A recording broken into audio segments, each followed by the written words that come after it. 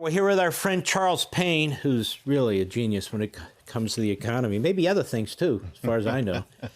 Fabulous show, Making Money with Charles Payne. Charles Payne, God forbid if Kamala Harris is elected president, what will happen to our economy? What will happen to the middle class? Mark, I think it'll be an extension of what we've experienced for the last almost 4 years, and it's a bifurcated economy. One of which big government means big profits for large corporations and pain and agony for everyone else. Let me give you an example. Disposable household income after you pay off all your bills was the lowest ever. The Biden-Harris administration, they inherited that. That's up 20% since then.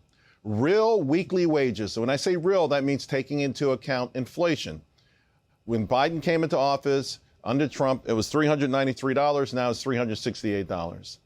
We're going in the wrong direction. They flooded the economy with a whole lot of money as they took a whole lot of control. And that's how they do it. You use a combination of rhetoric. We're going to do this. We're going to do that. Hey, by the way, we're also going to help you out. We're going to give you $1 trillion. Well, essentially, they know that that money is going to pass through the hands of folks really quickly and ultimately just go to the bottom line of the 1% in corporations.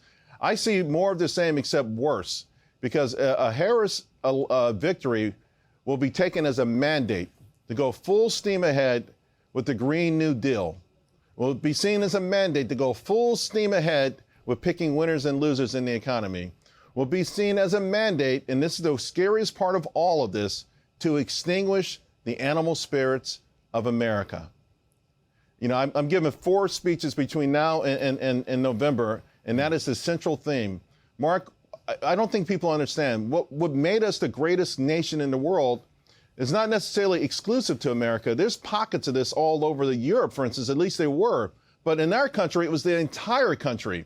When Tocqueville came to our country, he came here to study our prison system. He ended up spending like 3 years marveling at the idea that everywhere he went, wherever people were born in the lowest classes, somehow thought they could end up in the top classes. In fact, he bristled at it. He was offended by this. How dare anyone think that that's possible? I think the war on business, the so-called war on business, is really a war about Americans and the notion of pulling yourself up by the bootstraps. Our economy is going to suffer. We're going to have a massive recession at some point really, really soon, early next year. But more importantly, the wealthiest folks in this country are going to have a voice and everyone else won't. Hey, Sean Hannity here. Hey, click here to subscribe to Fox News YouTube page and catch our hottest interviews and most compelling analysis. You will not get it anywhere else.